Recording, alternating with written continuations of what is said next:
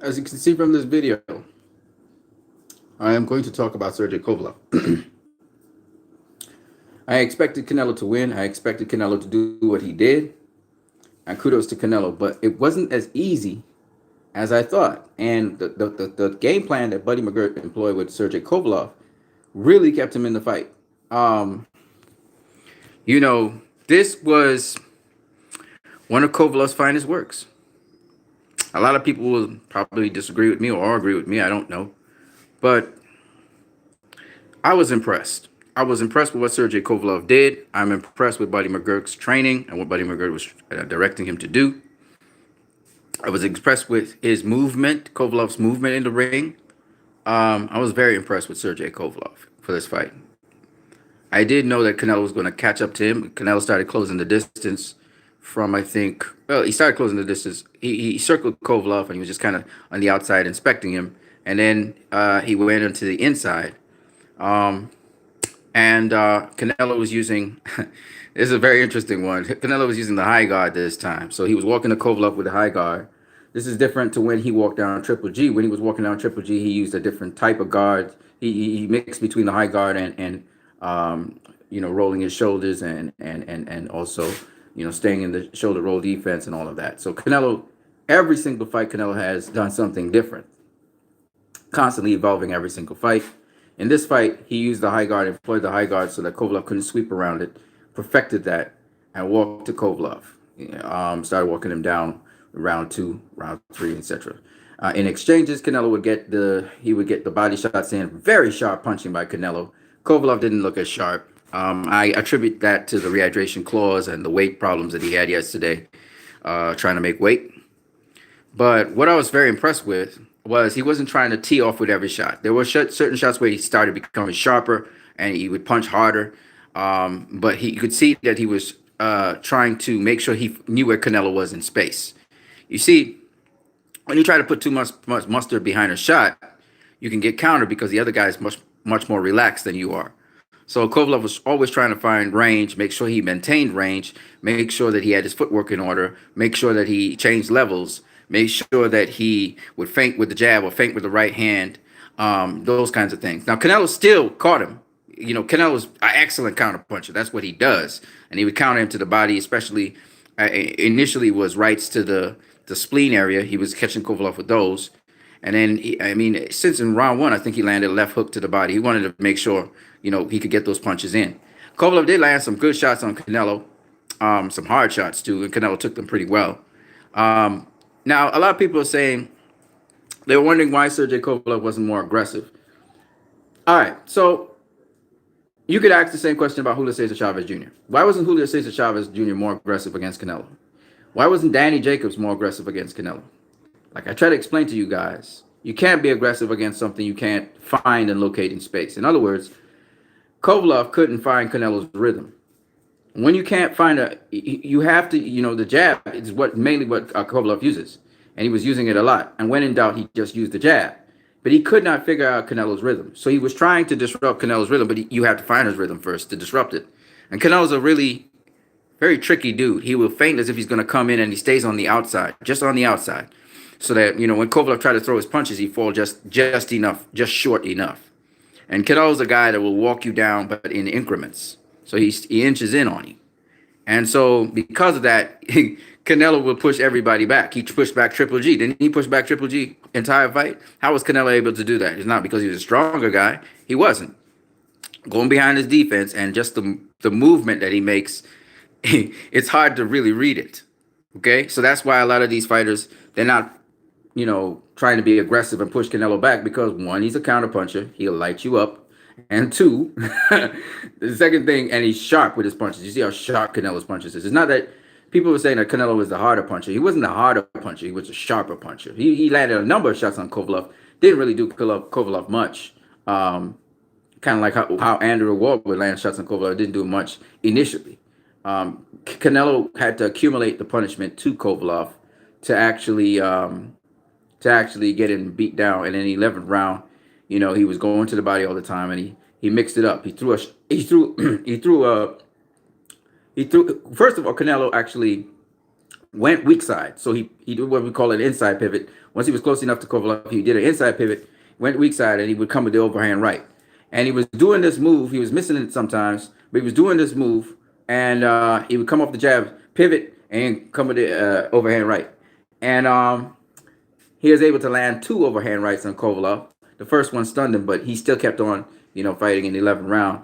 And then he caught him with another one, and that one made him wobble. And he caught him with a left hook. He looked like he was going for the left hook to the body. He doesn't even look, kind of like a Danny Garcia shot. He don't even look for his left hook. He just be ripping it, and his head is turned. And instead of going to the body, he feinted as if he was going to go low, and then he came up top, caught Kovalev, and I stunned him enough. And then he came back with the right and knocked him down. And after Kovalev was knocked senseless down on the ground, the fans were cheering and stuff, and Canelo was like, calm down, calm down. He wanted to make sure Kovalev was okay, because I feared for Kovalev's life in this fight. Thank God he got up. They still carried him to the hospital for precaution, so I'm very happy about that as well. Because like I said before, when a fighter is dehydrated, it can be a very detrimental thing. In fact, Badou Jack was talking about his fight against Marcus Brown, where he said he came in flat. And that means he was very dehydrated. He came into the fight very dehydrated, and because of that, he had a flat performance. And if you looked at Danny Jacobs, if you looked at Julio Cesar Chavez Jr., if you looked at Kovalev, they all came in and they weren't as crisp and as sharp as they could have been, and a little bit slower than they could have been. Kovalev was a little bit slower, right? Then you're used to seeing him. And again, that's because of the weight. Weight is a very important thing. That's why Kovalev said after the fight, you're going to see me again. I'll become world champion again, because he knows the conditions under which he had to fight and make weight and so on. And the fact that the fights were back-to-back, they were very close together. So that's why, that's probably another reason why Kovalev gets knocked out. So it's because Kovalev is too big for light heavyweight. I think he's a big guy. I think it would serve him well to go up to cruiserweight, and so he could eat all he wants and do all he wants. So he'll be healthier at cruiserweight, I think. And I think he can beat some of those cruiserweights, actually. I think he can beat some of those cruiserweights. They're much bigger guys than he is. He'll be the smaller dude. But I think he can beat some of those cruiserweights. But he won't get knocked out as easily as he gets knocked out. And he wouldn't be as fatigued. Canelo wasn't fatigued. You notice Canelo wasn't fatigued at all in this fight. That's because he didn't have to make weight. He didn't have to cut weight to make weight. So I think that's a good move for Kovalev. Or if he wants to stay at light heavyweight, he should take a big break now after this Canelo fight. And somewhere 6 months down the road, he should take another fight. Or he could take a tune-up fight, an easier fight, and then go back to business. But I really truly believe that Kovalev, right at this point in time, don't forget to smash the like button. I think there's more to see from Kovalev. From this fight, I think he fought exceptionally well. Buddy McGirt gave him excellent instructions. It was a close fight down to the stoppage. It was a close fight down to the stoppage. I saw only 5 of the 11 rounds, but I saw the 11th round as well and what Canelo was doing. It was a close fight. It actually was a close fight with Canelo, and that's kudos to Kovalev. I didn't expect it to be that competitive, and it actually was a competitive fight. So, kudos to Canelo. Canelo had, like they said, it wasn't going to stop him to the body. They stopped him to the head. The body work did do a lot for that, but nonetheless, it set it up the knockout to the head. But nonetheless, he stopped him to the head. And what is impressive about this whole thing with Canelo is that, Canelo, they had explored all options of how to win this fight. Now, Canelo expected to stop Kovalev earlier, but it didn't work. But his trainer told him to go out there and stop Kovalev. So he went out there and stopped him. It seemed as though they had softened him up enough. And so they chose to stop. And Canelo got his shots in. He got his shots in. But like I expected, I told you guys, it's accumulation of punishment that's going to get Kovalev. Drain him. And it drained the energy out of Kovalev. And it seemed as though by the 11th round, he was tired enough that he kind of just, Canelo was still sharp. He was sharp like a tack. So people talking about Canelo's stamina problems and extra muscle mass and all this bullshit, that didn't have nothing to do with this fight, right? As y'all saw, Canelo was actually performed better than when he was crisper and sharper than at the lower weight classes where he had to make weight. So I think you saw better Canelo. Of course, Canelo looked like he was Kovalev looked bigger than Canelo, But at the same time, Canelo looked much more healthier throughout the fight. He seemed sharper, crisper, faster than Kovalev, way faster than Kovalev. And all of those attributes were things that, well, of course, speed don't mean shit if you don't have timing. So it was really about timing. So Canelo wasn't really trying to go as fast or faster than Kovalev and all that. He wasn't trying to use his speed. He was trying to use technique and defense. And his great defense by Canelo. Even so, you could see Canelo's face was marked up at the end of that fight. Canelo had used pretty good defense, but Kovalev hits like a fucking truck. You look at Kovalev, his face don't look messed up. Canelo's face looked messed up, okay? Bumpy and shit. And that's because Kovalev hits like a freight train. Y'all was looking at Kovalev throwing punches at Canelo, and y'all saying, "Oh, it doesn't look like he was that aggressive." That motherfucker was throwing some hard punches. He has heavy hands, and Canelo actually acknowledged that. The dude, even though I blocked most of his punches, he got thudding punches. It's a different weight class, and that motherfucker can hit. And so, it was very impressive what Canelo did. Obviously, was this a cherry pick? Not really. Now that I look at it and I look at the fight and how it went down and the skill that Kovalev had and the fact that Buddy McGirt worked with him and just imagine what Buddy McGirt can do with him. I don't think Kovalev's career is over because he had his third loss of his career. Okay, 3 losses of your career doesn't mean nothing, and I don't think that Kovalev is done at all by any stretch of the imagination. I think that Kovalev can go on and fight still. I think that here's the problem with Kovalev. His stamina. More than anything else in the world, his stamina is a problem. And I think it's because he has to compromise so much with his weight. I think he's a massive dude, and I think staying at light heavy is a problem.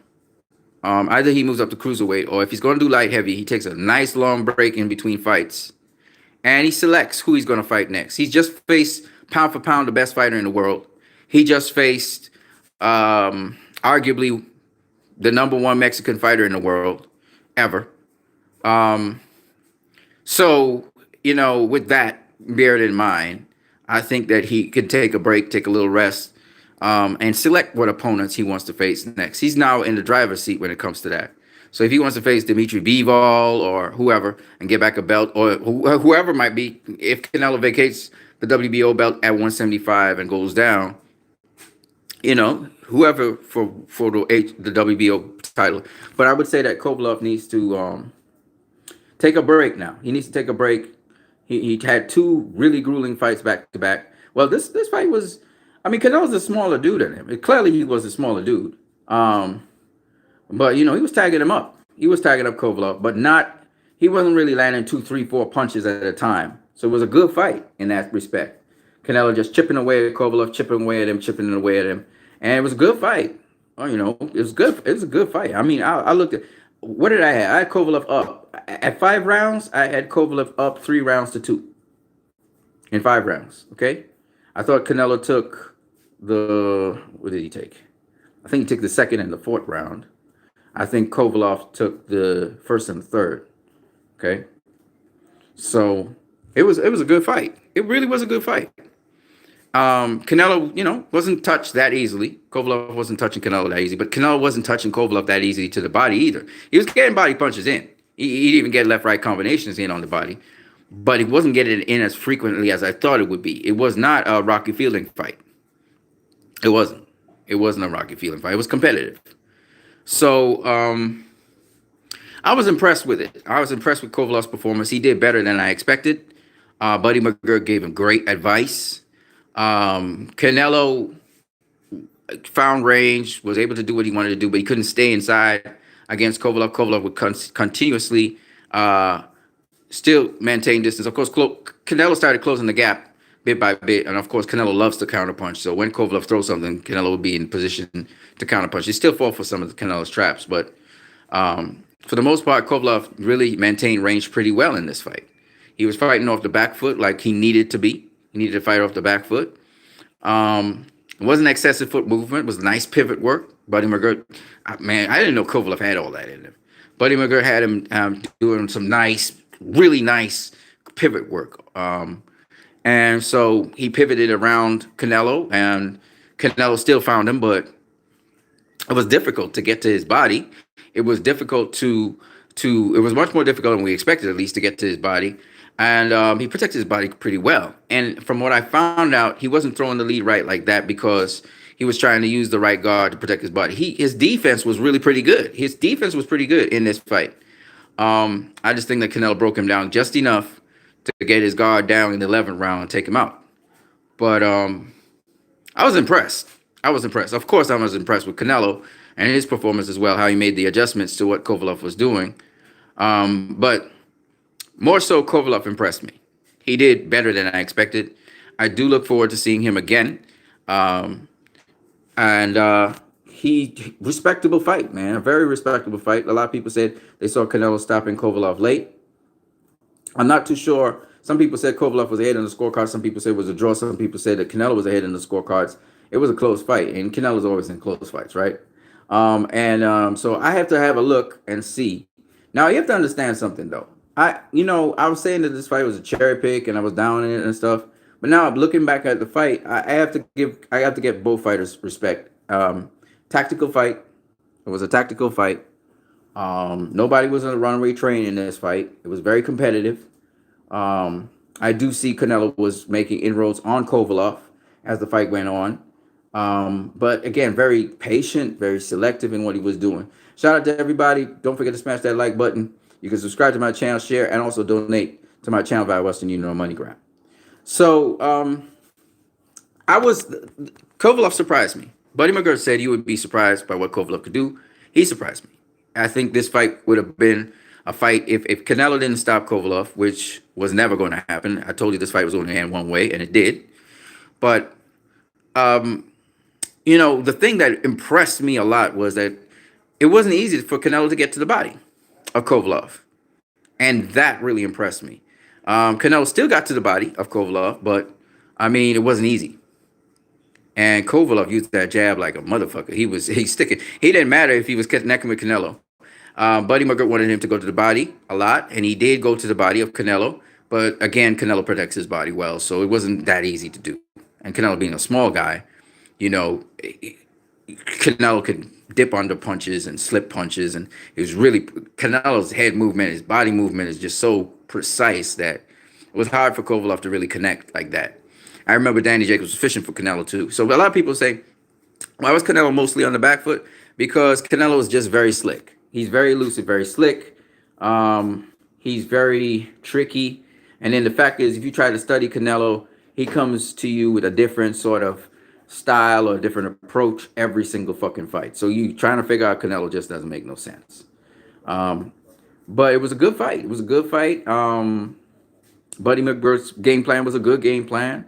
Canelo was making inroads on Kovalev to the body, but he was stealing a shot here, stealing a shot there, working the body here and there. He had the faster, he was much quicker than Kovalev, but he wasn't necessarily pushing it. He was basically kind of he would use his speed and his quickness at certain points in time, but other times he just resort to his timing. I was very impressed with both fighters. Even though Kovalev got knocked out, and brutally at that, it was a brutal knockout. He's gone to the hospital. Hopefully he's okay. No brain bleeds and that, because that was a nasty knockout. Okay. But if he's okay, man, that man gets to enjoy his money. That man should be the happiest man in the world. I think he's got a hell of a trainer in Buddy McGirt. Shout out to Buddy McGirt. And I think we're going to see greater things from Kovalev. Even though he got knocked out, listen, Anthony Yarde got knocked out. But Anthony Yarde is a hell of a fighter. He's a hell of a fighter. For what they have accomplished in the time they did, you're going to see Anthony Yarde back. Kovalev's an older guy, 36 years of age. They're going to have to watch his health, make sure he doesn't die in the ring and shit like that. But other than that, he looked good. And bearing in mind, there was a rehydration clause. Bearing in mind that he did not make weight, initially the day before, he looked very good. He looked very good. Obviously, he was a little slower, and obviously, he was probably a little bit weaker than he would normally be. So these things you had to take into account. He boxed really, really smart. I was very impressed with what I saw, and I look forward to seeing more of Sergey Kovalev. I do. I don't think it's over. I don't think it's over for Sergey. I think he boxed a hell of a fight. The fight went to 11 rounds. It wasn't dominated by Canelo at all. He was very competitive for those 11 rounds. Canelo was setting him up for something, but the point is that Kovalev was boxing very, very well. He would he have won on points? I don't know. It was a close fight. I have to watch all the rounds, and I'll tell you. But I was very impressed by him and his performance, and I do believe we're going to see more of Sergey Kovalev in the future. Now, some people would say, but the smaller dude, he beat Kovalev. Shouldn't Kovalev be embarrassed? He doesn't need to be embarrassed. That smaller dude, that's like Floyd Mayweather beating somebody. There's nothing to be ashamed of. Canelo is a pound for pound #1 fighter in the world. It's like Terrence Crawford beating somebody. I mean, a bigger dude. He's the best, right? He's pound for pound the best. He's pound for pound the best for a reason. Now, if he got beaten, if he got beaten by Anthony Yard, now that would have been terrible. In his own home country, that would have been terrible.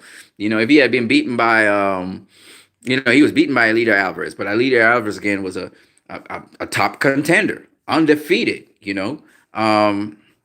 So when Alida Alvarez, he was outboxing Alida Alvarez as well. It was said. I don't know how true that was, but Kovalev, I don't think it's his chin that's a problem. I do think he has body problems. And I think it's because of dehydration. I think Thomas the Hitman Hearns was the same thing.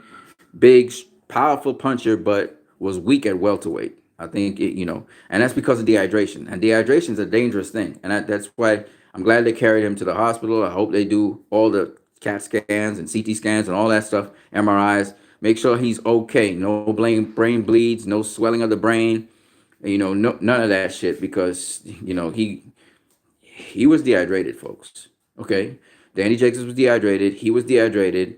Julio Cesar Chavez Jr. with the catchweight was dehydrated. That's why they didn't have that extra, movement and zeal and oomph that you normally see from them. They were good. They performed very well, but you got to understand when you have a rehydration clause, it kind of doesn't optimize what you would usually be. Now, fighters come into the ring not perfect, but I'm just saying when it comes to hydration, that's a dangerous thing. So that's why Danny Jacobs moved up to super middleweight because he realized I'm just too big for this. I can't make the hydration, and then the fact that I had to do a rehydration clause the next day, and I couldn't make it. So he lost his IBF belt because of that. And I'm just saying that Canelo did the rehydration clause so that Kovalev wouldn't get too big, right? Or too at his full peak of strength. Do I think it would have made a difference in this fight? I think it would have made somewhat of a difference. I think the outcome would have been a little bit different. I think that Kovalev may have made it to the final bell if he was hydrated properly.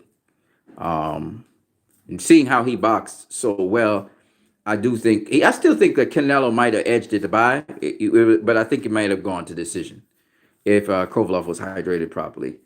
Danny Jacobs went his fight went to decision, but Danny Jacobs wasn't coming off another very tough fight. He had his time to rest. Julio Cesar Chavez Jr., on the other hand, he struggled to make weight, but he made weight, which is good for him, but it killed himself to make the weight. And so when he went in to face Canelo, he was like a dead man walking, right? It was slow as fuck. He tried, but he was like a dead man walking. And Canelo just pushed him back. Now, he was trying to box as well, Canelo.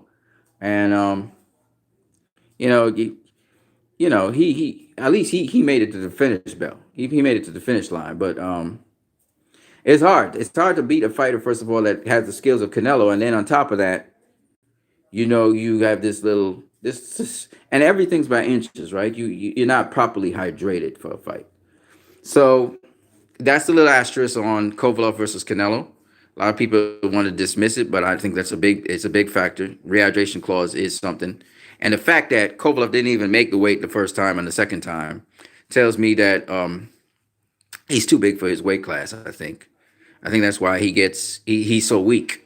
I think if he could fill out a little bit more, you remember, I don't know if Kovalev ever fought at heavyweight in the amateurs, but I think if he fills out a little bit more, maybe go up to cruiserweight if he has to, or takes a long break between fights. What I mean by that is about 6 months break he'll have to because he got knocked out. 6 to 3 months break, enjoy his money, enjoy his family, try to stay out of trouble. And don't drink so much. It's his drinking that causes him to do some stupid ass shit. So if he would just stay away from the drinking, try to just live a clean, healthy lifestyle. Go up in the mountains. Go hunt. Don't go hunting because guns, you might kill somebody. But go up in the mountains. Go up in nature. Chill out for a minute, Kovalev. Enjoy your money. Chill out for a minute. With family and friends. And then because you're up in age, so you wanna be able to rest and recuperate. So that's what he needs to do, and then he can come back to the next fight. I mean, lots of people have been knocked out later in their careers. Miguel Cotto, a lot of people, been knocked out late in their careers, but they came back and they did great things. And Kovalev looks like a guy that he's like a true champion. He takes a loss and he bounces back, and he's gonna bounce back. I guarantee you that. But the first thing that needs to be done, he needs to get some much needed R&R, recuperate, let his body heal back. Make sure he's okay. Enjoy some of his money, invest some of his money, stay away from the booze and alcohol, live a clean lifestyle as much as possible, take care of your body properly, and he'll do well. Of course, Canelo had a better performance than Andre Ward against Kovalev. But the thing that people need to understand is Andre Ward had to figure out the weaknesses of Kovalev. All right, Andre Ward had to figure out Kovalev's weaknesses. In this fight with Canelo, the weaknesses were already known and the flaws were already known. Now people say if Canelo had to face the Crusher would have beaten him. I don't know about that. From what I saw, the defense that Canelo had, I don't think the Crusher would have beaten Canelo either. I think this is the better Kovalev. Smarter Kovalev, better boxing Kovalev. I think this Kovalev would probably last longer than the Crusher, because the Crusher would have gotten crushed with a body shot. All right? And this particular Kovalev protects his body much better. And that's all he needed to do. If Kovalev just protected his body better, and he just needs to continue to protect his body better, he won't get knocked out. His defense just need to be on point all the time. He will not get stopped, and he will win a couple fights by points. Arthur Beterbiev is a very strong fighter, but I think Kovalev, if he has good enough defense, he can survive Beterbiev. But the thing about it is this. Now, Beterbiev is a very calculated fighter too, and he'll take his time too. But the thing about it is this, and he hits fucking hard. The thing about it is this, though. He needs to take time off from boxing, come back to boxing, train very well with Buddy McGirt. Buddy McGirt is a hell of a trainer. And Buddy McGirt will add extra things to his game, sharpen up things, again, sharpen up his defense even more. I truly believe Sergey Kovalev can win a championship again. The Kovalev I saw in this fight, I think he does well against Bivol. I think he does well. I think they're going to work on making sure that he's stronger. And Kovalev needs to understand now he the A side when it comes to the light heavyweight division for everybody else. He dictates terms, and they need to have it that way. Canelo was the A side, but now he's faced Canelo. Even though he's been stopped by Canelo, he did pretty well against him. He should be able to dictate terms to the other light heavyweights in the division as the veteran, etc. And he should be able to call the paycheck and everything. And what I'm saying is, main events for once going to be back in that enviable position of dictating, and that's going to be a good thing. And the thing about it is, if Kovalev makes sure that he don't have no rehydration clause, right? Gets good rest in between fights, makes weight the proper way. What I mean by that is get a strength and conditioning coach. The strength and conditioning coach for Luis Ortiz, for Sean Porter, get that guy, okay? That guy will get him stronger, will help to build specific places. And what he needs to do, though, what's that smell? What he needs to do, okay, it's not here. What he needs to do, though, is he needs to take his time and build back his strength, okay?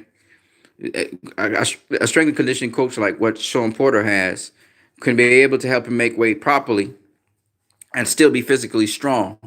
The problem with Kovalev is he's not physically strong. He's weak for his weight, and I think it's because his body doesn't want to lose all that water to make weight anymore. And so he had difficulty making weight this time because of that. And so he needs a strength and conditioning coach to help him so that he can make weight and still retain all his strengths that he's supposed to have. Um, and that's the key right there. All right. And I think once he's strong enough, once he's defensively responsible enough, the kind of stuff I saw him doing against Canelo was very good. He made Canelo go get him, which is what you're supposed to do. That's the hardest way for Canelo to actually win a fight. Canelo likes to counterpunch you, sit there right there and just counterpunch your ass. So I think that's what Sergey Kovalev needs to do. And I think he'll be blessed. Shout out to Cesar Malube. He did excellently well, and I'm impressed by what he did. Cesar Malube says Canelo will go down. Yeah, he'll go down in history as one of the greats for sure. The kid's only 29 years of age, and now he has on his resume Sergey Kovalev, hell of a fighter. Yeah, there's a rehydration clause. Yeah, Kovalev, struggled to make weight, but at the end of the day, hell of a fight. Very competitive fight with Sergey Kovalev and Canelo. This fight was not a shit fight. Good fight. I have to turn back what I said. I expected Canelo to just take 2 or 3 rounds and then dust him. But Cesar Malube says Canelo will go back down. He will not face the real smoke of the light heavyweight Bitterbeef. I don't think he's going to stay at 175 either. I think he might go to 168 or 160. It depends. Or he may stay at 175 and he may face either Bitterbeef or Bivol. Who knows? Canelo can do whatever he wants. Canelo can face whoever he wants at 175, whoever he wants at 168, whoever he wants at 160. He's probably not going to go back down to 154. That's not happening. But yeah, he has 3 weight divisions where he is champion in. Of course, one of the divisions he's not a real champion in. He's a paper champion. If he faces Callum Smith at 168, that would be a good fight in the O2 Arena in the UK. That'll be a hell of a fight. And Callum Smith's a young dude. I would love to see that fight and see how Canelo does against Callum Smith. Callum Smith's a similar fighter like Kovalev, similar style. So I would love to see that and see how Canelo fares against a younger, stronger, sharper guy. Hopefully, he does not do a rehydration clause for Callum Smith. And once that's, once they fight, that would be a good fight. Okay, if you're talking about 175, so he can have the legitimate WBA title. Since he is the WBA paper champion, which is the regular champion, he might as well face the super champion, like how Pacquiao did with Keith Thurman. And if he beats, which I think he will beat, I think he'll beat Callum Smith. Because Canelo gets to the inside of his opponents. He got to the inside of Kovalev. He'll get to the inside of Callum Smith. And once he closes that distance, he's going to do what he does. Do I see him stopping Callum Smith? No. See, I knew that Kovalev was weak, right? And from what I see now with the rehydration clause and so on, Kovalev was a little bit weaker. Would Canelo have still stopped Kovalev? It's possible. I mean, we saw him stop him anyway. So, and with headshots that he stopped him with. So it's possible he would have stopped him even without the rehydration clause. However, I would say that Callum Smith, I don't see him stopping Callum Smith. I see him beating up Callum Smith to the body. I see him getting on the inside. Kovalev tried to use the uppercuts and all the other shots to keep Canelo from coming on the inside. Canelo still made it on the inside because, again, he's good at counterpunching. So, Canelo did an excellent job in that fight against Kovalev, who is much bigger than him. And I think he would do an excellent job again against Callum Smith, who's smaller than Kovalev, but younger, sharper, stronger. So I would expect him to do a good job against Callum Smith as well. Cesar Malobe says, if it goes the distance and Kovalev did not gas out in the middle rounds, Kovalev would have won. I can't say that either. Because, like I said before, I scored the first 5 rounds. I had 3 rounds to Kovalev at the time, and I had 2 rounds to Canelo. Canelo won rounds 2 and 4. Kovalev won 1, 3, and 5. So I can't say I have to look at the whole fight and score it, but Kovalev did excellently. I thought I was pretty impressed. Kovalev was doing good with his jabs. Yeah, I mean he was maintaining distance. He was maintaining range. He had Canelo following him. Canelo was still cutting off the ring. Canelo impressed me too. Don't get me wrong. He impressed me with just the different style that he came to the ring with, and that Kovalev couldn't really land anything really on him that he wanted to. And I remember Abel Sanchez saying, with Triple G couldn't really land the shots he wanted to land on Canelo as well. Canelo has exceptional defense, but to see Canelo walking down Kovalev, that's the hardest thing for Canelo to do, walk down a fighter. But he found him and he knocked him out. He closed the distance. Canelo's closing the distance bit by bit, smaller, shorter and shorter distances, so he could trade with Kovalev more. And Kovalev was keeping that jab, man. He was peppering that jab. He was stiff arming Canelo. He was doing everything to keep Canelo at bay and at the preferred range he wanted to, and he was succeeding in some respects with that. Canelo was still landing body punches, still getting to the inside, landing 1 or 2 shots on the inside, stealing some shots, some body shots. So I was impressed with that as well. How Canelo picked him apart, started breaking him down. So yeah. Yeah, Kovalev did well with his jab. Not only with his jab, but I also liked some of the work he did on the inside. And he did clinch up on the inside when range was, when it was closer. Canelo, I love that the both guys also fought clean. They didn't fight dirty. So it was a good fight. It was a good fight. Ryan Garcia impressed everybody by knocking out Duno, but I said he would run through Duno. He ran through Duno faster than I thought he would run through him, but he ran through Duno in the first round, knocked him out in the first 16 seconds. Also, Evan Holyfield. It wasn't the first 16 seconds. I can't remember how long, but Evan Holyfield ran through his opponent in 16 seconds. Now, people were saying the referee called the fight prematurely. I don't agree. I mean, he knocked that dude out. He knocked that dude down stupid. He was just tagging him. If the referee had given the guy a chance, he would have just got beaten up more.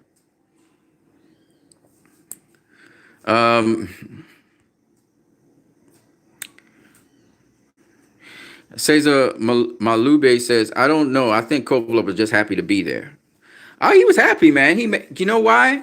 You got to understand, this dude had to go through, this weight problem. He had this weight problem. He couldn't make weight. He had to do it in 3 tries. And then on top of that, he had the rehydration clause. He made it through that. And then he was excited and he was happy to just be able to go in there and box. For the first time, Kovalev didn't feel burdened. He saw boxing as something he loved. And I got that feeling from him. And Buddy McGirt, and they boxed a good fight. They boxed a fucking good fight. It was a good fight. He boxed a hell of a good fight. Okay? And this is the best I've ever seen him box, to be honest with you. And Buddy McGirt was like, just keep the jab going. And Buddy was giving him good instructions and everything.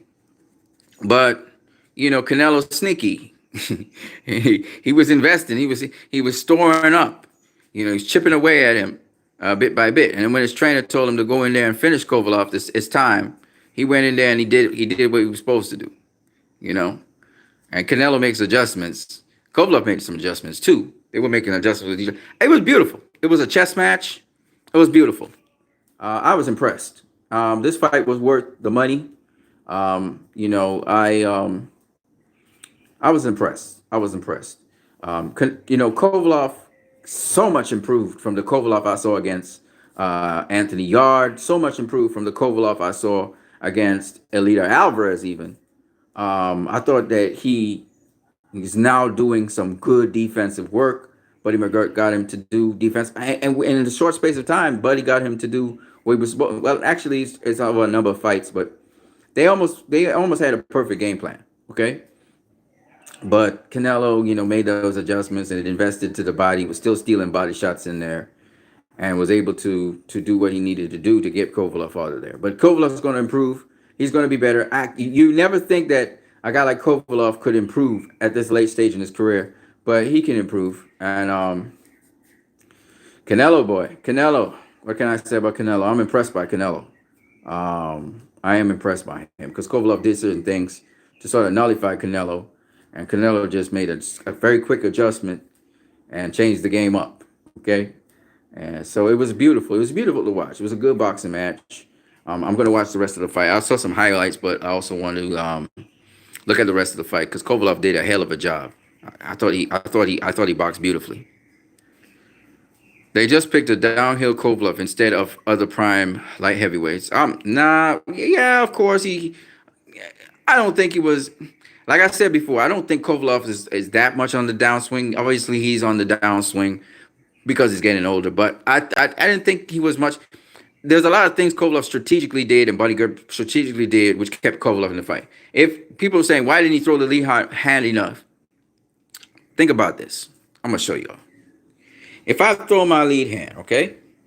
So here I am. All right? I'm in the orthodox stance, right? Like Kovalev. I'm here, right? If I throw my lead hand, it leaves me open for left hook. Canelo is the master at body punching. I commit to my lead hand, he gonna counter me down here. So he showed you the lead hand, but he's ready to come here.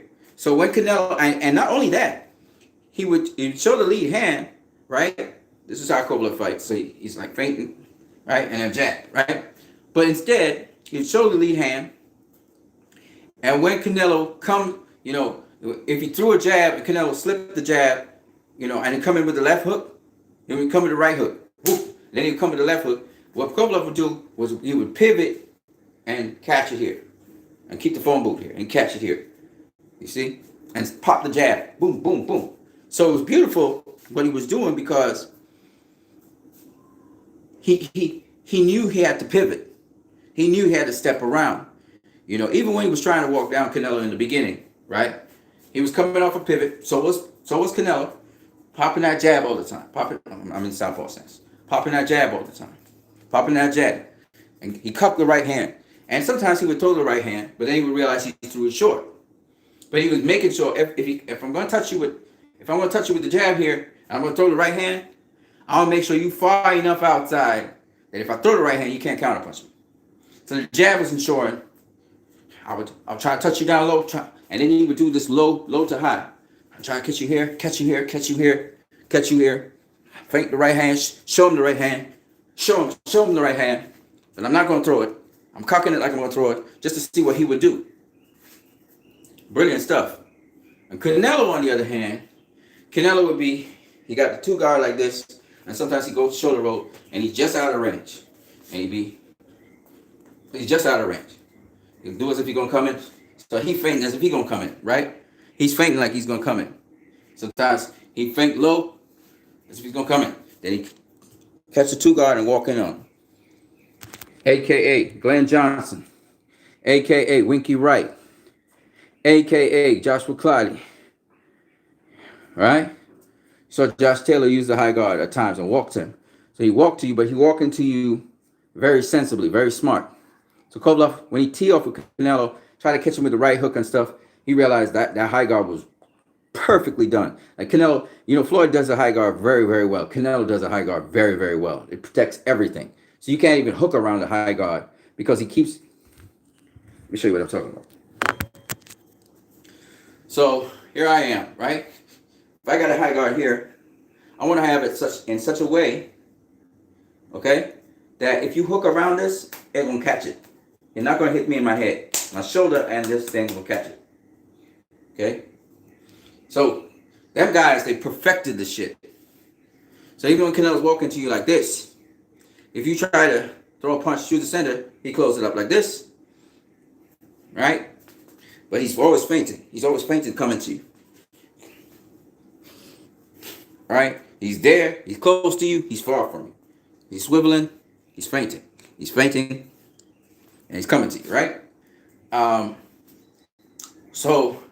he's coming to you off an angle. So he's coming. Of course, his guard goes all the way down here. He's feinting and he's coming in. And sometimes you think he's coming in, like he'll do like this, but he's not going anywhere. He hasn't moved towards you. He's just been on the same spot. Sometimes he pivot around, to get a different angle at you. So you got to watch it. And Kovalev keeping that jab out there, he can find out exactly what angle Canelo's at. He keeping him at bay with the jab, right? He's keeping the jab out there to gauge him, figure out where he is. So there's a lot of probing jabs going on because he's trying to figure out where Canelo is in space all the time. So it was a great chess match. It was a great fucking chess match, you know. And people don't understand. You can't just throw the fucking right hand. You gotta locate your target. Okay. He couldn't throw combinations at Canelo because once again he couldn't find his target. Intangible Boxing asked me, Cesar Malabua said, yeah, but he wasn't in his prime. Again, y'all like this physical prime bullshit. Listen, Canelo would have kicked his ass if he was in his prime. He'd have kicked his ass. Do you understand that? Because like I said before, this Kovalev fights smarter. Okay? That Kovalev would have depended on his power, load up on a shot, throw the shot, Canelo would catch him with a liver shot, put his ass down while he was throwing. And Canelo, as you can see, it's not so much the power, it's the timing that Canelo uses and how he catches you with certain combinations that puts you down. He don't have all that power. Kovalev was taking all the shots. You know what I'm saying? Intangible Boxing asked me, how did you score the fight through 10? I didn't get to 10 yet. I've only seen 5 rounds. But through the 5 rounds, I had 1, 3, and 5 for Kovalev. I had 2 and 4 for Canelo. It was 3-2 after 5. I had it even at 4. It was a good fight. It was a close fight. Kovalev was fighting, man. He was boxing really beautifully. You had it 94-94 Canelo, but would not be angry with 96-94 the other way because Canelo is inactive. Hold on. Canelo is inactive and Kovalev did his thing. Don't think the claws affected him too much. It did. 96-94 Canelo. Oh, it could have gone one way or the other. Okay, I got you. So you're saying it was a draw, pretty much. Cesar Malube said, yeah, it was a chess match. Canelo was just finding the right moment. Yeah, he was working on him. Don't get me wrong. He was working on Kovalev. He was working the body. He put in the work to get what he wanted. But what I'm saying is though that the fight was close still. Romero Duno took a dive. Nah. Nope. Duno is no match for Ryan Garcia. Ryan Garcia is in a whole other different class to Duno. It's just what it is. Who is Duno anywhere? We talking about Duno, like who gives a fuck about him? I wanted to see Sparrow versus Ryan, and Ryan would have smoked Sparrow too. He'd have smoked him. Ryan on a different level, man. Ryan, Devin Haney,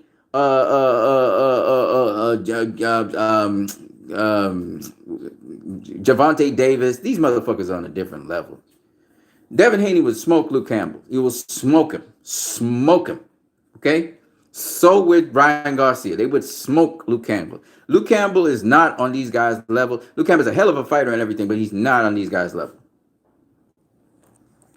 Tangible Boxing says, I got Bivol beating Canelo. Nah. Bivol won't be able to throw the combinations that he throw on the other guys, you know, in gaps in their defense. He's just not going to be able to do that. Canelo got fucking good defense. And notice that Canelo approached this fight different to all the other fights he's approached. Canelo fought differently. He keeps on fighting. He keeps on impressing us. He fights differently from fight to fight to fight. He fights differently. This motherfucker be just doing different things all the time. You can't put a beat on Canelo. He reminds me of Floyd. He reminds me of Floyd Mayweather. He reminds me of the greats of the past. You know, he got the slickness. He got the Mexican style. We come forward. We're not taking a step back. He got the, I can box you. I can make you miss and make you pay. I mean, he could do it all. He could do it all. Cesar Maluhe says, Duno's style is perfect for Ryan. Yep. Duno got his ass licked up easy. Ryan took him out like, Like if he didn't exist. he just Duna just not on Ryan's level. we could just say that one time. That, y'all think Ryan's a joke, but if you listen to Devin Haney and Javante Davis and other guys who know Ryan, I think Ryan actually beat Devin Haney in the amateurs. Ryan's a very good fighter. People get it twisted. Intangible Boxing says Duno took the left from Garcia, got back into position, slipped Garcia's right hand, and then took a dive. He didn't take no dive, man. He didn't take no dive. That brother came in to beat Ryan Garcia. He didn't take no dive. He got beat. He got beat. We gotta accept reality. Ryan made easy work of him. Easy work. Intangible Boxing. Kovalev's activity and jab plus his movement was giving Canelo problems. I wouldn't say it was giving him problems.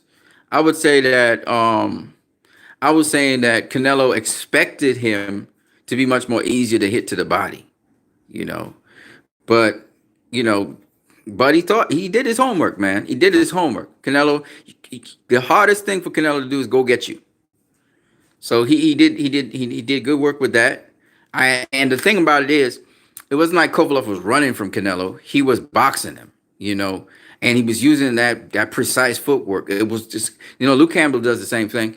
It was very impressive, very fucking impressive. I was very impressed with Kovalev. Oh, he got a lot more to offer us. If he boxed like that, I tell you, he could beat Artur Beterbiev. Stay calm. Make sure you get a good physical trainer. Not physical trainer, strength and conditioning coach, like Sean Porter's strength and conditioning coach. Get one so that you can make the weight and still keep your strength. And he boxed the shit off of well, not really. Beterbiev is, but I would like to see him against Beterbiev. I would like to see him against Bivol. I think I fancy his chances against those guys now. The kind of boxing I saw impressed me. It very much impressed me.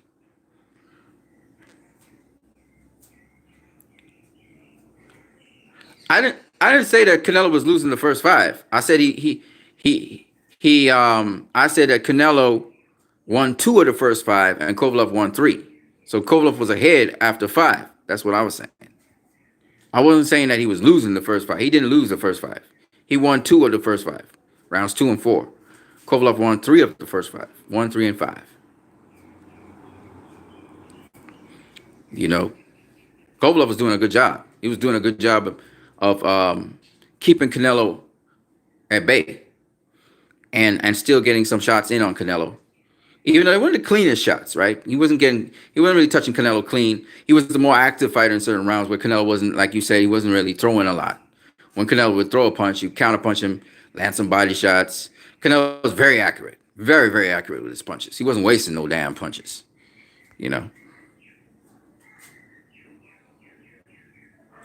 Intangible Boxing said Canelo is really slow on his feet. Our boxers are bad for Canelo.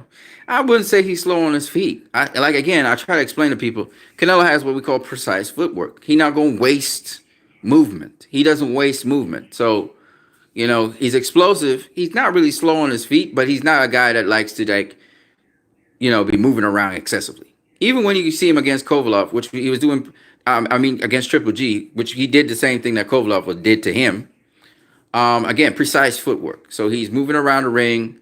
Every now and then he has to bounce, or he has to what we call shuffle, right? But for the most part, he was just moving around the ring, boxing Triple G. Pretty much what Kovalev was doing to him. And I was impressed with what Kovalev did. I loved every moment of it. I was impressed with what Canelo could do as well, because Canelo improved on his game, in my opinion, in going to get you. And he's become very successful at doing that. He lands those hooks to your body, even off a weird angle. He lands those hooks. He still catches you with that hook, even though you seem to have evaded him and you seem to be moving away from him. He still catches you with the hook. So he's one of those very interesting guys, man.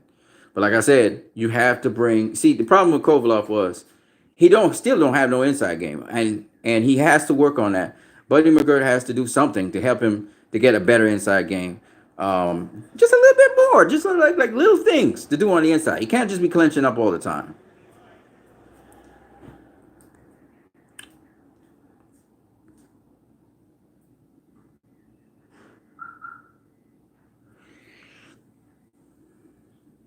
Kovalev's activity and jab plus his movement was giving Canelo problems. Bivol does it better, plus better conditioning and athleticism.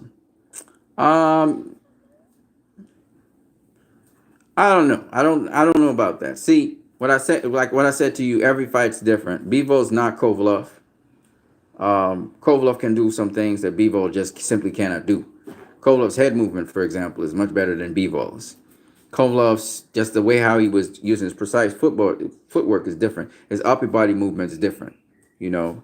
So, and Kovalev's longer than Canelo, right? Bivol's not longer than Canelo. So Canelo, and then Bivol does pop the jabs kind of, but he's a counterpuncher like Canelo. You know, it's I think they're different fighters. That's all I'm saying. And Bivol's not even as big as Kovalev. Intangible Boxer said it was giving Canelo problems considering he was losing the first 5 on your card. Like I said, he didn't lose the first 5.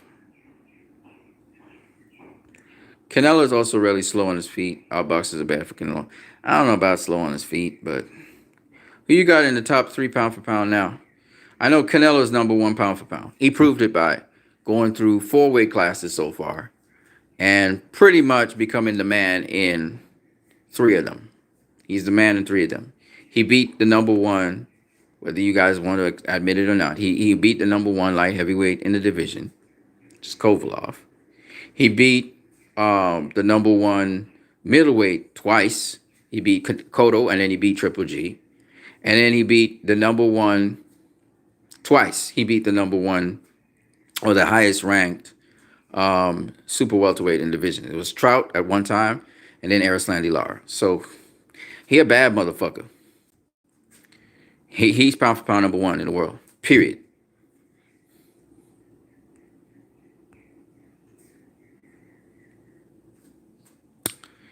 Intangible Boxing said Kovalev will get demolished against Beterbiev. Much stronger and bigger than Canelo and faster at that weight. He's not faster than Canelo. Beterbiev is not faster than Canelo. Beterbiev's slow. He uses timing though. Got good timing. He's slow. Kovalev hits harder. I think he punches harder than Beterbiev. I don't know. But here's the thing, all right? Like I said before, Kovalev will need a good strength and conditioning coach. That's the first thing. So when he's making weight, he can make weight retaining his strength. The second thing, like I said before, is if I'm Sergey Kovalev, I would like to see myself get a nice deserved rest. 3 months rest from boxing to 4 months rest from boxing. All right? I collect my money, enjoy my money, save my money, take care of my family, all of that. I'm not coming back to boxing just like that. All right? I faced the top tier guy, the pound for pound number 1 in the world. I faced the pound for pound number 1 in the world twice. Okay? I faced Andre Ward. I lost to him. Faced Canelo. I lost to him. All right? I also faced Bernard Hopkins, who was one of the top light heavyweights in the division. I became the top light heavyweight in the division when I beat Hopkins. So at the end of the day, Kovalev has had prestigious names. So Kovalev don't need to really face a Beterbiev. He doesn't need to face a Bivol. But he should just let Bivol face Beterbiev, and the winner should face him. That's how it should go. Because Kovalev now, the standard that Kovalev has, the level of opposition, Kovalev calls all the shots. That's my personal opinion. And especially if Canelo vacates and he goes down to 168 or 160, then Kovalev gets an opportunity to fight for the WBO belt. Okay? So that's how I look at it.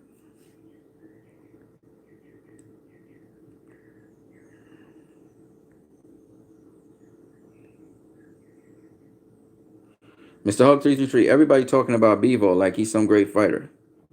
I mean, Bivol's good. He's one of my favorite fighters. He's good. I just think he's limited. I mean, Canelo was losing in your first 5 rounds. Yeah, he was losing. He was behind by 1 round. Mr. Hulk 333 says, I think Kovalev can beat Bivol and all those guys in his division. It's possible. From what I saw of him versus Canelo, it's possible. Remember, Kovalev got beat by Canelo. Yeah, he got beat by Elito Alvarez. This is true. But that Kovalev came back and beat Elito Alvarez, right? Under Buddy McGirt. The Kovalev that had trouble with Anthony Yard, but he still beat Anthony Yard, right? This Kovalev, he was doing good. He was doing good against Canelo. Okay, a lot of things he still need to tighten up on, neaten up on, but Buddy definitely gave him the right instructions. Um, so, I mean, and Canelo's really, really good, and Canelo's one of the more experienced fighters in the division or in the world right now. In fact, he's other than Pacquiao, Canelo is the most experienced fighter in the world right now. Okay, so you're not going to meet another Canelo. Bivol is not on Canelo's level. Okay, he's not on Canelo's level when it comes to experience, championship fights, when it comes to his resume, when it comes to the skills that he brings to the table. He's not on Canelo's level. Okay, he's just not. Okay, um,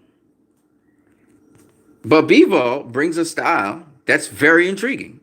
You know, it's mostly using footwork. He does use some upper body movement, but he finds gaps in your defense and he lands. He lands to deal with you. He knows how to distance control pretty well. He can fight on the outside. He can fight on mid range. He doesn't really fight on the inside. Okay. So Bivol is a very good fighter. I like him. He's smart. I like how he does things. But his head movement has much to be desired. He uses his feet more than his head.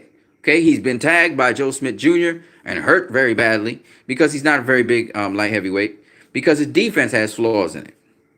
And you can't slip up with Canelo like that shit. Okay, Badou Jack has a better chance against Canelo. He's a bigger guy than Bivol anyway. But Bivol and Canelo are around the same size. They're basically 168 pounders. I think Canelo's a 168 pounder. I think he does better at 168.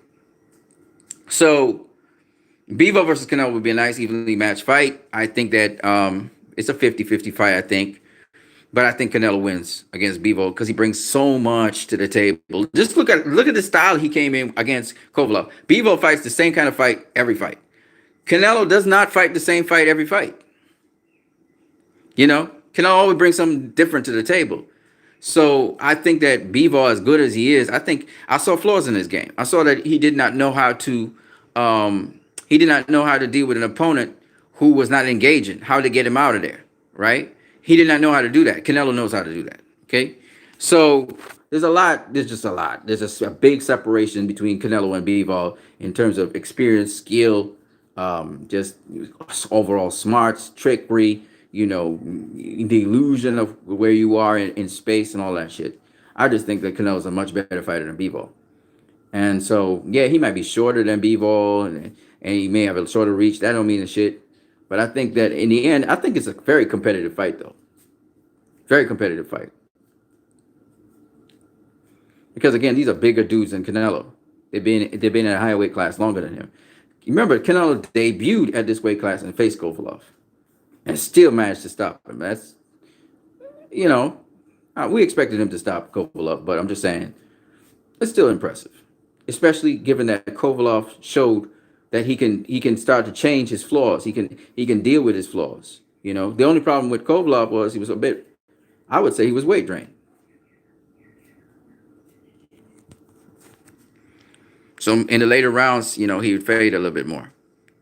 And Kovalev fades in his fights even without a rehydration clause. So, and that's because, again, I think he's too big for light heavyweight. So, you know, he needs a strength and conditioning coach that deals with Sean Porter, who's a 168 pounder who fits into welterweight and still does pretty well. He needs to have that kind of strength and conditioning coach so he can retain his strength, even though he has to come down in weight. And I think he do pretty well against all those other guys. I really have faith in Kovalev. Now has changed my opinion of him.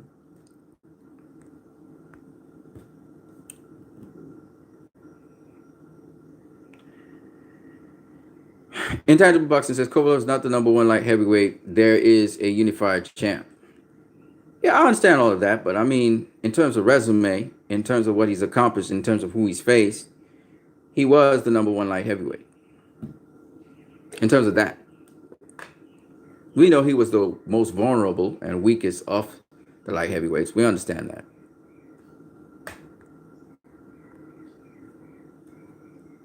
But it proves that he wasn't really, because the way how he was fighting against Canelo, that Kovalev is a different Kovalev to the Kovalev I've been seeing. Cesar Malube says the big names he beat are all downhill. Mosley, Cotto, Waited GGG to deteriorate. Again, you guys keep on spouting the same nonsense over and over. He did not wait for Triple G to deteriorate. Okay, he tried to make the fight with Triple G the first time. It was going to be at a catch weight because Canelo was not a middleweight, and he proved it by when they stripped him of the belt. He went and fought at 154 just to show he was not a middleweight. Okay, when he went up and he faced Julio Cesar Chavez Jr., all right, he got acclimatized to a strong puncher, and then from there he came to face Triple G. He still wasn't the middleweight when he faced Triple G. And when he faced Triple G, he outboxed his ass. Triple G couldn't stop him. So I don't know what's the point. I don't know what y'all trying to say. He waited for Triple G to get old. That's bullshit.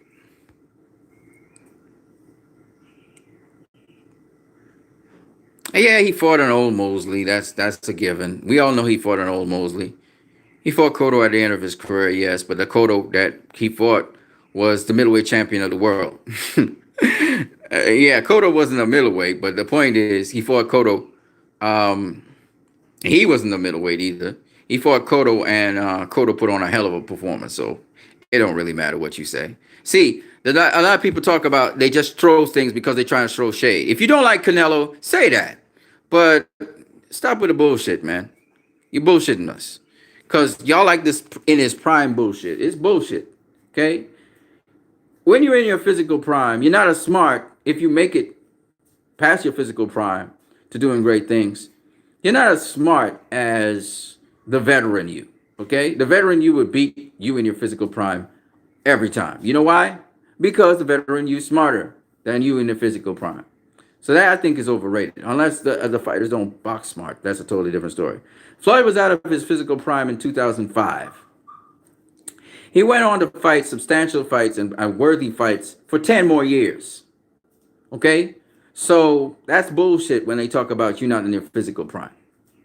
Okay? Floyd was in his physical prime the last time with the Arturo Gatti fight, 2005. All right? His hands were messed up. His shoulders were messed up. He was going downhill. He said his body was breaking down. His body was breaking down when he faced Oscar De La Hoya. His body was breaking down when he faced Manny Pacquiao. When he faced, Shane Mosley and all them other guys. Okay? His body was breaking down. That's why he didn't knock out nobody after that. He had bad hands. And on top of having bad hands, he had bad shoulders. And his whole body was breaking down. Okay? So I don't want to hear that shit. Okay? He fought most of the great fighters he fought that really made his name in boxing was out of his prime. So what's the point?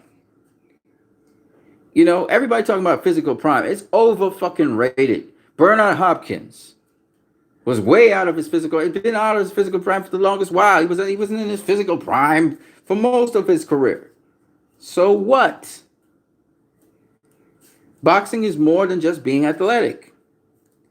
Now, Roy Jones Jr., on the other hand, he depended completely on his athleticism. So when he was out of his physical prime, he was done. He was done. He was a smart fighter, don't get me wrong, but he depended on his physical fitness and speed. Okay? Kovalev's not that. Kovalev's a smart fighter. And Kovalev has reinvented himself with Buddy McGirt so that he's a smarter fighter. So he's a better Kovalev than the Crusher. The Crusher would have been very aggressive against Canelo. But Canelo would have weathered the storm because Canelo has something called defense. Okay? He has something called defense. And when the Crusher would have gone trying to throw that lead right, overextending himself to Canelo's head, guess what Canelo would have done? It would have rolled it and landed that fucking left hook to Kovalev's body. Crumble him. Okay? So let's stop with the bullshit. Manny Pacquiao, if he was back in 2010, nothing, shit wouldn't have happened. He would have got knocked the fuck out. Pacquiao would have got knocked out with a check hook. Okay? We saw him get hit with a check hook in 2015 a number of times. Floyd hit him with a check hook almost all the time. That's a better Pacquiao and a smarter Pacquiao than the Pacquiao back in 2010. What do you think Floyd would have done to him? He'd have pieced his ass up. Okay? And then we wouldn't have a Pacquiao that could have brag and boast, oh, if he had faced him in 2010, that Pacquiao. Y'all wouldn't be saying that shit. Y'all just talk. Y'all just talk. Floyd would have knocked his ass out. He'd have Ricky Hatton him.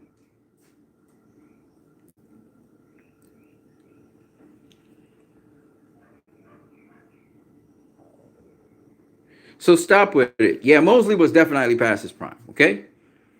Yes. Carlos Quintana. Yes. Carlos Baldomir. Yes. Okay. But y'all making it sound like Canelo. I just did a video on this. Okay. Eric Morales and Juan Manuel Marquez accused of that. Guess what? Who Eric Morales faced for his first championship belt? A 40-year-old dude. Okay. It was the last fight the guy ever faced.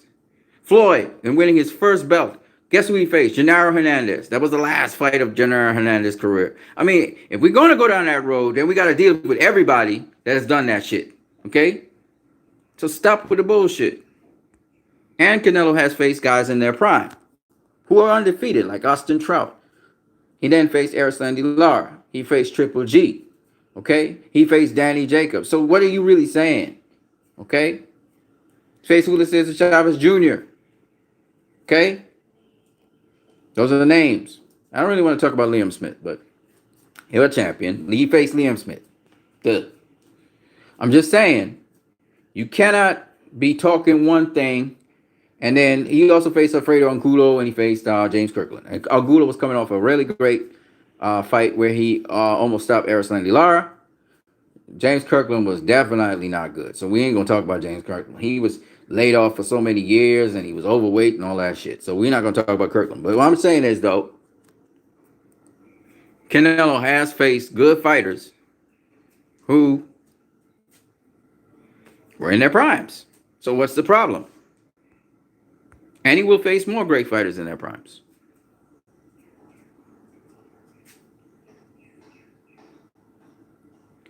Cesar Malubi said that's why Morales and Marquez doesn't give credit to them. Man, they fucking hypocrites, man. Okay? They fucking hypocrites, okay? Marquez, he beat this old Mexican fighter to win his first title. He lost to Frederick Norwood. He was robbed.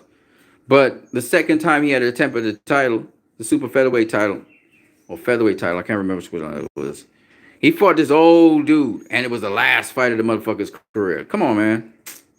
Listen, you can't be listening to this shit these guys say, okay? Because they do the same shit. Julio Cesar Chavez Jr., Julio Cesar Chavez Sr. doesn't say nothing because he did the same shit too. Okay? And I did a video on that. You can go check out my video.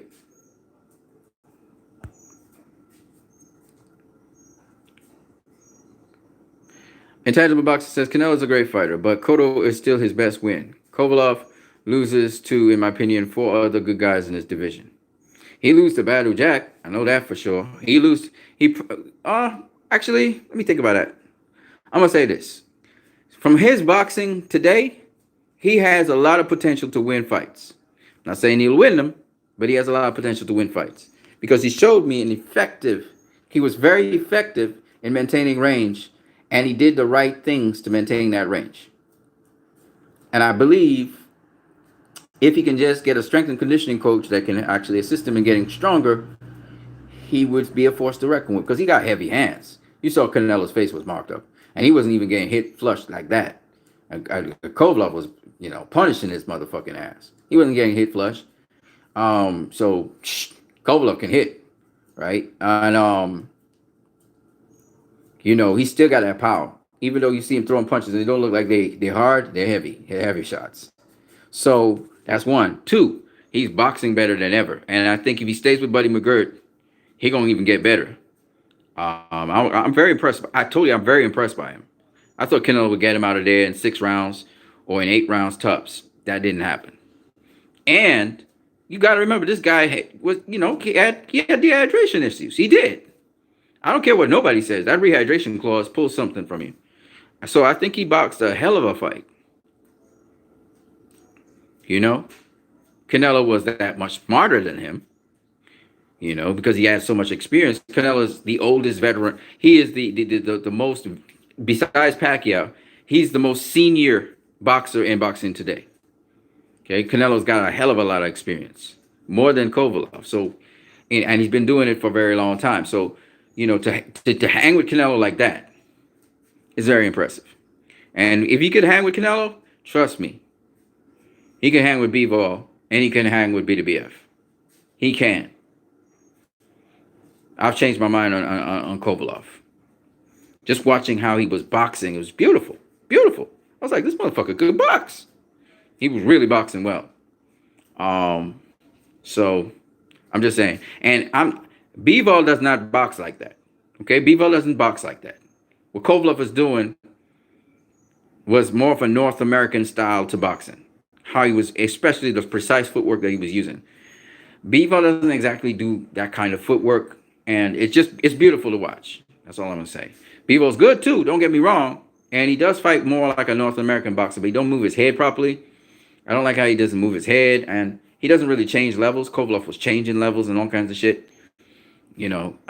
Just beautiful boxing, beautiful boxing, beautiful boxing. I got to give the man credit, man. The man can box. The man can box. He really can box. He impressed me, and he impressed Canelo. Canelo said, there were certain things they wanted to do, and they just couldn't do it against Kovalev, and they were kind of impressed by that.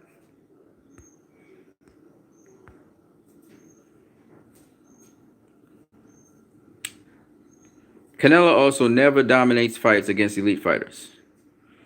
Nope. Nope. He does not dominate. But then again, the level of competition that he's facing is so elite. Okay? Triple G.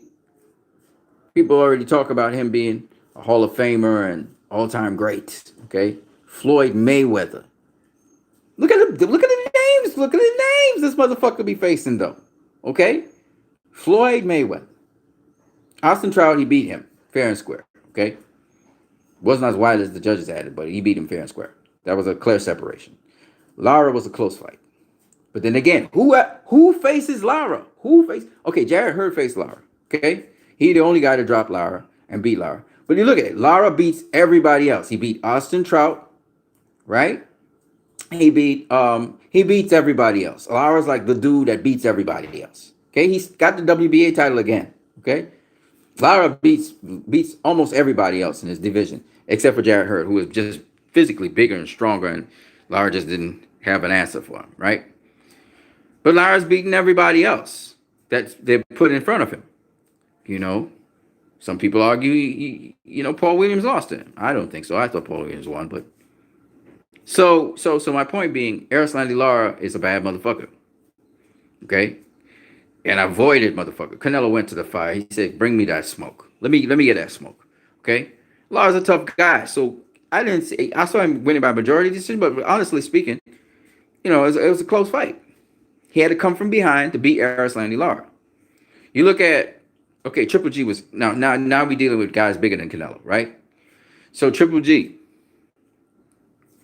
right? I didn't think the first fight was close, but they had it a draw.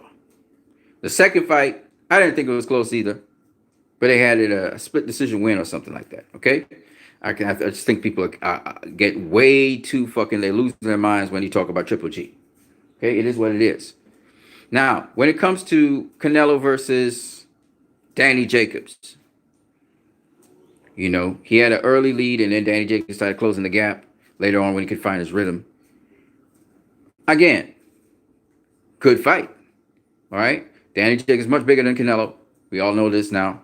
Triple G, of course, was a bigger guy than Canelo. Canelo's a 168 pounder, but at the time when he was in middleweight, he was now filling out into middleweight. Okay. By the Danny Jacobs fight, he was a middleweight. He was a middleweight in the second Triple G fight too. Right. Canelo goes up to 168 and faces Rocky Fielding. Beats his ass. Now, how many of those 160 pounders could go up to 168 like Canelo did and do that? That's what you have to ask yourself. I'm sure Triple G could have done it, but he didn't do it, right? He didn't do it. So you have to give Canelo props for these sort of things. Now, obviously, we want him to face Callum Smith, so I hope that he goes and faces Callum Smith so he can actually win a real world title and not the paper championship that he has. But having said that, went up to 168 and caught the belt. Okay? Wasn't the strongest 168, but he copped one. Okay? Will he face Callum Smith? I hope so. Will he face Billy Joe Saunders? I hope so. Well, Hold on 1 second. I'll be right back.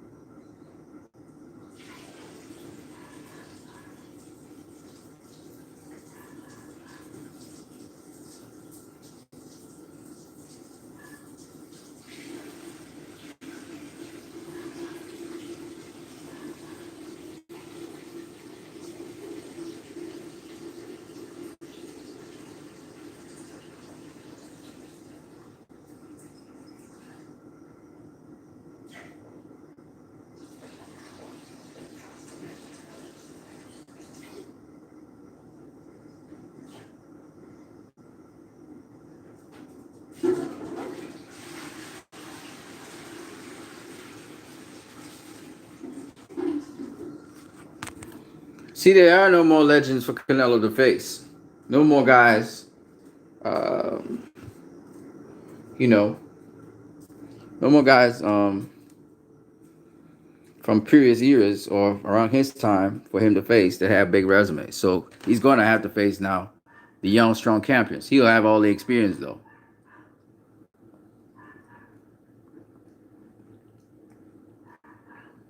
So we'll see how it goes. He got good 7 years still left in the sport. Maybe 6, 7 years. So there's a lot he can do at the top level.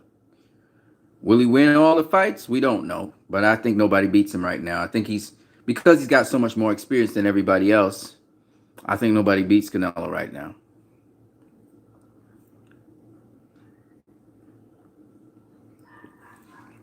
I've seen boxers, really good boxers, like Gervonta Davis, Adrian Broner, Devin Haney,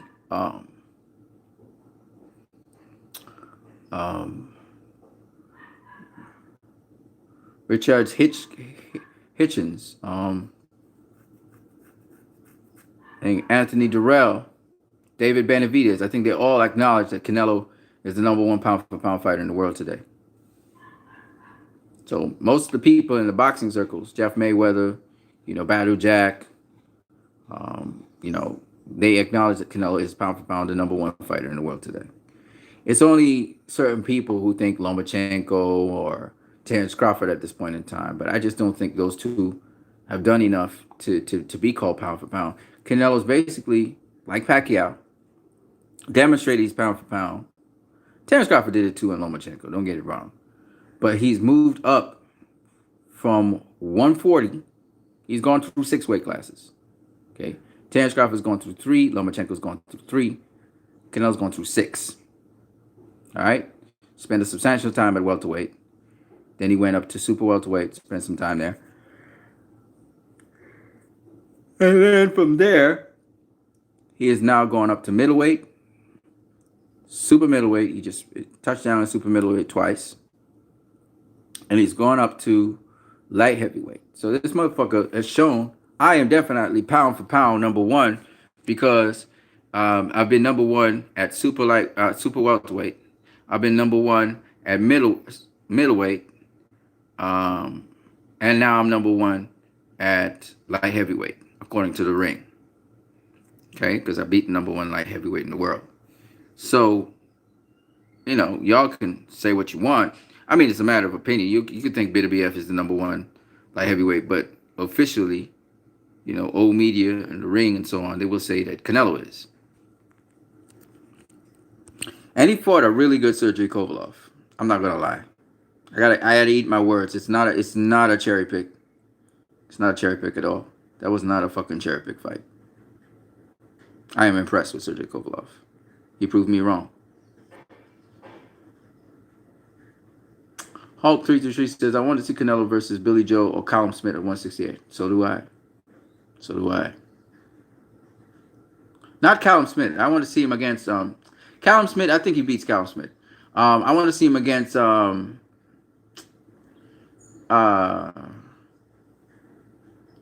slick white boy.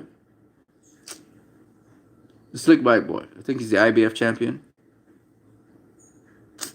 He's slipping my mind. Caleb Plant. I want to see him against him. Intangible Boxing says Canelo, in my opinion, doesn't have the transcendent Roy Jones Jr. Mayweather Pacquiao talent. What are you talking about? What are you talking about?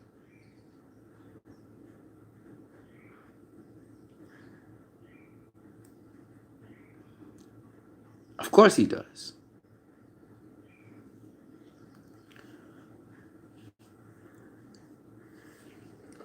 Canelo's a force to be reckoned with, man. His boxing IQ is ridiculous. And he's got guard gifting. You can't get that far without guard gifting and also, most importantly, skills. He got it all. Canelo's the perfect package. You pushing back bigger dudes than you, guys bigger than you, you're pushing them back. You walking down bigger dudes than you systematically. Oh, come on, man. It's impressive. Triple G couldn't walk back Danny Jacobs. But Canelo can. Nobody was pushing Triple G back except for Danny Jacobs. Danny Jacobs pushing back, but not like as continuously as Canelo. Canelo walked down Triple G for 12 rounds. He's smaller than Triple G. That's impressive. Right? It's very impressive. I'd love to see Canelo versus Demetrius Andrade at 160 as well. I think I heard Michelle Joy Phelps say that as well. Tangible Boxing. Floyd and Pacquiao dominated elite competition. Did he? Did Pacquiao dominate Keith Thurman, though? He didn't dominate Keith Thurman. It was a split decision. Right? He didn't dominate Keith Thurman. Keith Thurman was elite. Right? He and Timothy Bradley had life and death fights straight through. They were close fights. He didn't dominate Timothy Bradley. Right? He didn't dominate Jesse Vargas. So when you think about Pacquiao, you know, they matched him in a certain way where he had advantages, right? So he was able to blitz Cotto. Cotto was terribly weight drained. Okay, it was a catch weight situation. Canelo didn't do that to Kovalev. There are a lot of catch weight situations with Pacquiao, which is what gave him the edge. Against Oscar De La Hoya, he devastated Oscar De La Hoya because of fucking catch weights. It wasn't that Oscar De La Hoya was old. It was that the motherfucking catch weight was fucking up Oscar De La Hoya. Okay? When he faced Shane Mosley was coming off of losses and draws. You know, Kovalev wasn't coming off of losses and draws, right? It was iffy, and he boxed so very well against Canelo. Like I said, this was his most motivation. If he could have beaten Canelo, and he fought like that. Great game plan by Buddy McGirt. So I mean, I can't agree with you on that one. You know, Mayweather's Mayweather. Okay, Mayweather's Mayweather. Mayweather dominated everybody, but that's because Mayweather had bad hands. He had to outbox his opponents. He had to figure out a way. Right? And even then, he had close fights with Marcos Maidana. He had close fights with Jose Luis Castillo, and he had a close fight with Miguel Cotto. He won by unanimous decision with all three, but they were close fights, right? So I mean, but Floyd's different. Floyd's TBE. You know, there's a reason why we call him TBE. But if you look at Sugar Ray Leonard versus Thomas the Hitman Hearns, it was a close fucking fight. In fact, Thomas Hearns was winning the fight before Leonard stopped him. Right? Leonard versus Marvin Hagler was a fucking close. Well, it wasn't that close, actually. It was 9-3, 8-4, but it's a competitive fight.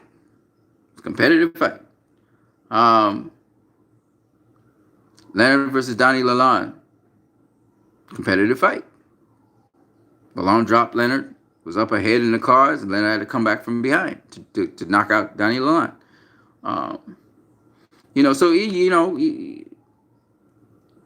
Pound for pound number one doesn't mean that you're dominating all your opposition. Josh Taylor just beat Reggie Prograis. Close fight. Errol Spence just beat Sean Porter. Close fight. Right? So people make it sound like Canelo should dominate everybody, and what it's not going to happen these days. There's the elite opposition, and they're good. Got a lot of good guys coming up with similar experiences. So I don't really agree with that. Besides, he stopped Kovalev anyway.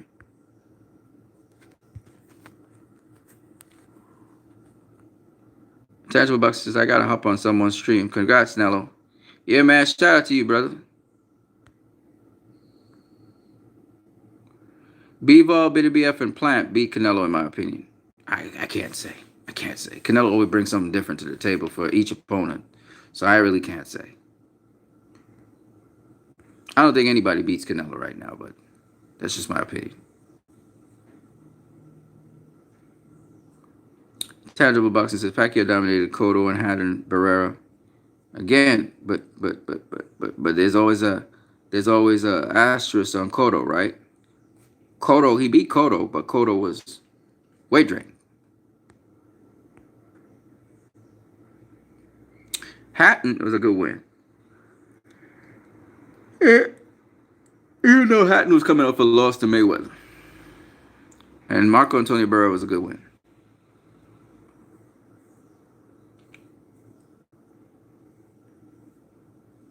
Yeah. Yeah, peoples. I just wanted to talk about Kovalev because he impressed me. I'm going to watch the rest of the fight. I'm going to catch you guys later. Peace.